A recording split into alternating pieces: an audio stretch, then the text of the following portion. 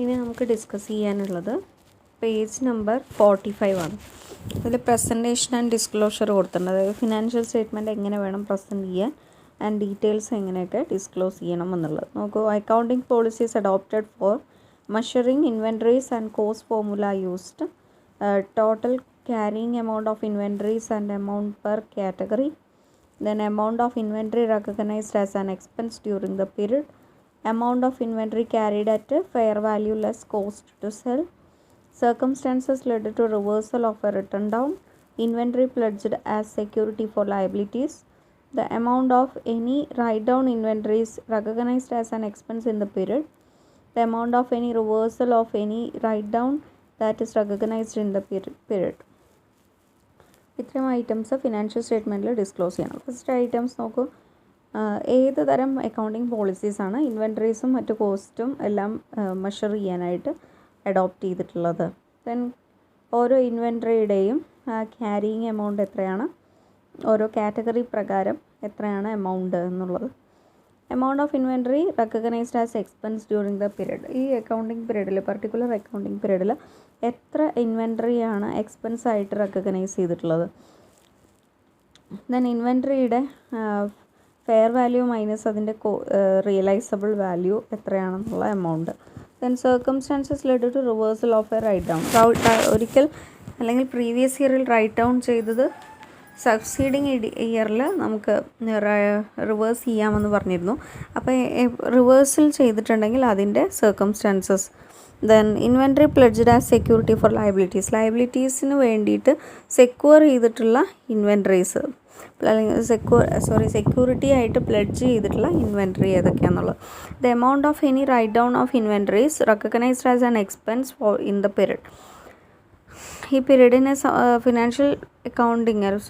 Financial പീരീഡിൽ ഏതെല്ലാം inventories ആണ് റൈറ്റ് ഡൗൺ ചെയ്തത് ആൻഡ് അത് എക്സ്പെൻസ് ആയിട്ട് കണക്കാക്കിയിട്ടുള്ളതെന്ന്. Then the amount of any reversal of any write down that is recognised in the period. അതേപോലെ റൈറ്റ് ഡൗൺ ചെയ്തതിൻ്റെ എത്ര എമൗണ്ട് റിവേഴ്സലായിട്ട് കണക്കാക്കിയിട്ടുണ്ട്, റിവേഴ്സ് ചെയ്തിട്ട് വെച്ചിട്ടുണ്ട്, ആ ഒരു എമൗണ്ട്. ദെൻ നോക്കൂ, പ്രാക്ടിക്കൽ പ്രോബ്ലംസ്. ഇത് ചാപ്റ്റർ കഴിഞ്ഞിട്ടില്ല, പക്ഷേ ഇൻ്റെ AS 2 പ്രകാരമുള്ള തിയറി പഠിച്ചു കഴിഞ്ഞു. അതിനുശേഷമുള്ള പ്രാക്ടിക്കൽ പ്രോബ്ലംസ് ആണിത്. അപ്പോൾ അത് നോക്കൂ, the following information applies to real limited for the year ended 31st March 2020. Purchase of merchandise for resale, merchandise returned to the vendor, interest on notes payable to vendor, freight in on merchandise.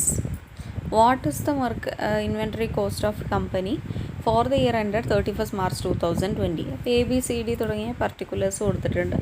അതിൽ നിന്നും cost of inventory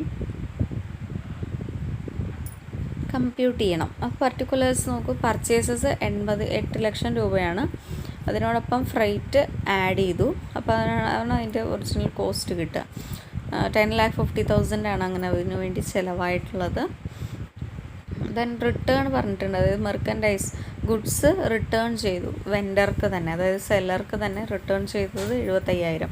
അപ്പോൾ 10,50ൻ്റെ goods വാങ്ങിയിട്ട് 75,000ൻ്റെ goods വിറ്റു എന്ന് പറയുമ്പോൾ ബാക്കിയുള്ളതിനുള്ള cost of inventory കണ്ടാൽ മതി. അപ്പോൾ 9,75,000 ആണ് cost of inventory. Okay,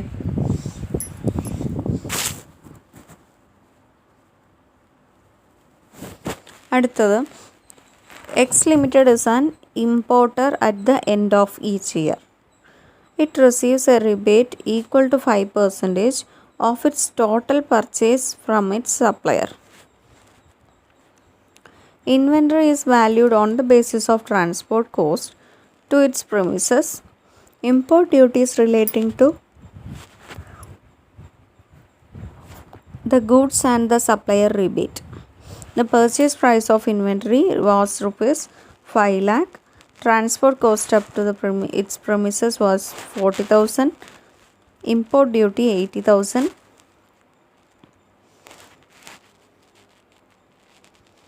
This 30,000 recoverable from authorities. Calculate the cost of purchase.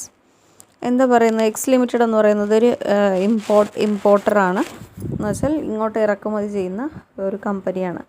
End of financial ഇയറിൽ അവർക്ക് 5% റിബേറ്റ് കിട്ടി. അതായത് ഒരു സപ്ലയറിൽ നിന്ന് പർച്ചേസ് ചെയ്ത സമയത്ത് 5% റിബേറ്റ് കിട്ടി. Inventory is valued on the basis of transport cost to its premises. അതായത് എക്സ് ലിമിറ്റഡ് അല്ല, എക്സ് ലിമിറ്റഡിൻ്റെ കമ്പനിയിലേക്ക് കൊണ്ടുവരാനുള്ള ആ ഒരു ദൂരം അത് കണക്കിലെടുത്തിട്ടാണ് ഇൻവെൻറ്ററിയുടെ വാല്യൂ കണ്ടുപിടിച്ചിട്ടുള്ളത്. ഇത് ട്രാൻസ്പോർട്ട് കോസ്റ്റ് ടു ഇറ്റ്സ് പ്രൊമിസസ് എന്ന് പറയുമ്പോൾ എക്സ് ലിമിറ്റഡിൻ്റെ കമ്പനിയിലേക്ക് കൊണ്ടുവരുന്നതിൻ്റെ ആ ഒരു അത് കൺസിഡർ ചെയ്തിട്ടാണ് ഈ പറയുന്ന ട്രാൻസ്പോർട്ട് കോസ്റ്റ് കണ്ടുപിടിച്ചിട്ടുള്ളത്. അല്ല, ട്രാൻസ്പോർട്ട് കോസ്റ്റിനനുസരിച്ചിട്ടാണ് ഇൻവെൻറ്ററി വാല്യൂ മെഷർ ചെയ്തിട്ടുള്ളത്. Import duties relating to the goods and supplier rebate. The purchase price of the inventory was 5 lakh. Purchase price, ഇൻവെൻറ്ററിയുടെ പർച്ചേസ് പ്രൈസ് എന്ന് പറയുന്നത് 5 lakh ആയിരുന്നു. Then transport cost up to its premises was 40,000. അതായത് വെൻഡറുടെ കയ്യിൽ നിന്ന്, വെൻഡറുടെ അടുത്ത് നിന്നും നമ്മുടെ കമ്പനിയിലേക്ക്, അതായത് എക്സ് ലിമിറ്റഡിൻ്റെ കമ്പനിയിലേക്കുള്ള ട്രാൻസ്പോർട്ടേഷൻ കോസ്റ്റ് എന്ന് പറയുന്നത് 40,000 ആണ്. ഇമ്പോർട്ട് ഡ്യൂട്ടി 80,000 ആണ്. അതിൽ 30,000 അതോറിറ്റീസിൻ്റെ കയ്യിൽ നിന്ന് നമുക്ക് റിക്കവർ ചെയ്യാൻ പറ്റുന്നതാണ്. അങ്ങനെയെങ്കിൽ കോസ്റ്റ് ഓഫ് പർച്ചേസ് കാണണം. അപ്പോൾ നോക്കൂ, ഇങ്ങനെ തരുന്ന സാഹചര്യങ്ങളിൽ ഈ ടെക്സ്റ്റിലുള്ള അതേപോലത്തെ പ്രോബ്ലംസ് മാത്രമേ ക്വസ്റ്റ്യൻ വരുള്ളൂ. അപ്പോൾ എന്താ ചെയ്യേണ്ടതെന്ന് വെച്ചാൽ, ഇൻവെൻറ്ററി ഇൻ്റെ AS2 ആണ് ഇപ്പോൾ ഡിസ്കസ് ചെയ്ത് കഴിഞ്ഞത്, തിയറി മൊത്തം ക്ലാസ് കഴിഞ്ഞത്. അപ്പോൾ അതിൻ്റെ പ്രോബ്ലംസ് ഈ ടെക്സ്റ്റിൻ്റെ താഴെ തന്നെ കൊടുത്തിരിക്കുന്ന സമയത്ത് നിങ്ങൾ എന്ത് ചെയ്യുക, ഇതേ പ്രോബ്ലംസ് ഇതേ ലെവലിൽ ചെയ്ത് പഠിക്കുക. ഇതേപോലെയുള്ള എക്സാമിനും ഇതേപോലെയുള്ള ക്വസ്റ്റ്യൻസ് തന്നെയായിരിക്കും വരിക.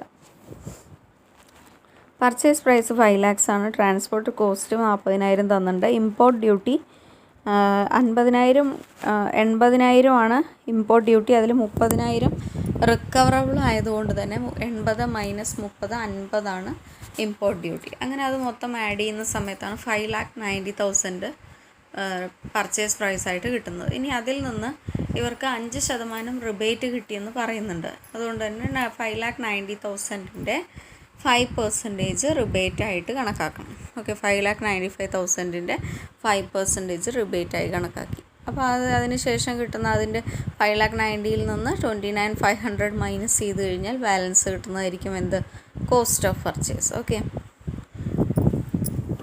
പ്രോബ്ലം വായിച്ച് നോട്ടിലേക്ക് എഴുതിയതിന് ശേഷം എക്സ്പ്ലനേഷൻ കേട്ടിട്ട് പഠിക്കുക കേട്ടോ.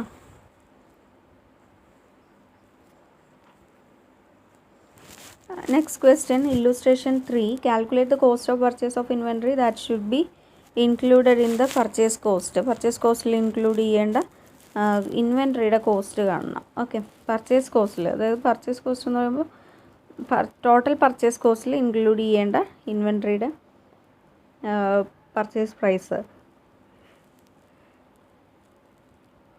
അല്ലെങ്കിൽ cost of purchase of inventories അതാണ് കാണേണ്ടത്. നോക്കാം, purchase price 2,50,000. Penalty charges for overdue payment 5,000. Discount on purchase price 3% on purchase price. Then travel expense of purchase department 8,000. GST 2% purchase price. Then import duties 10,000. Forwarding charges for external transport 2,000. Transport insurance 2,000. Internal storage cost of receiving materials 6,000. Cost for a letter of reference 1,000. Internal transport between stock locations 3,000.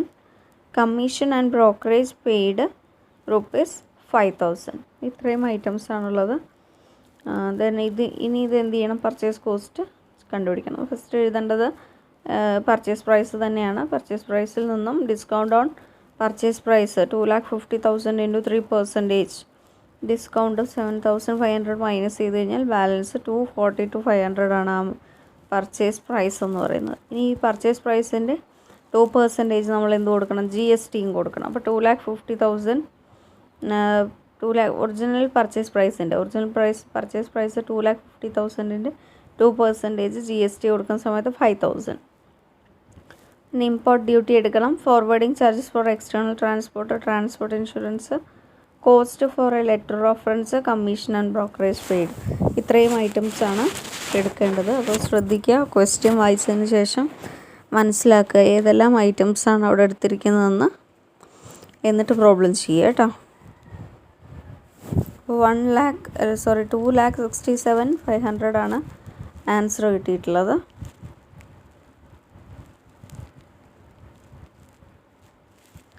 Then the following is the extract of the profit and loss statement of New Star Company engaged in the business of manufacture of electronic goods. Electronic goods manufacture ചെയ്യുന്ന ഒരു കമ്പനിയാണ്. അവരുടെ books of accounts ആണ് കൊടുത്തിട്ടുള്ളത്. Purchase 1,50,000, customs duty 25%, eligible for duty drawback.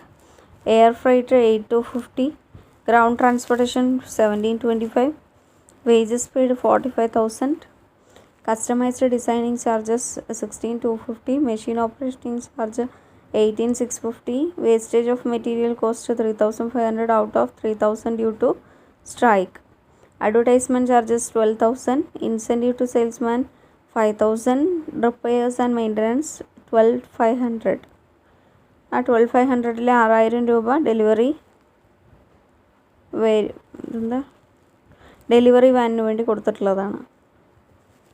അപ്പോൾ calculate the total cost of inventory നോക്കാം. Purchase 1,50,000 എഴുതണം. അതിനോടൊപ്പം കസ്റ്റംസ് ഡ്യൂട്ടി ആഡ് ചെയ്യണം, എയർ ഫ്രൈറ്റ് ആഡ് ചെയ്യണം, ഗ്രൗണ്ട് ട്രാൻസ്പോർട്ടേഷൻ ആഡ് ചെയ്യണം. അപ്പോൾ കിട്ടുന്നത് കോസ്റ്റ് ഓഫ് പർച്ചേസ്.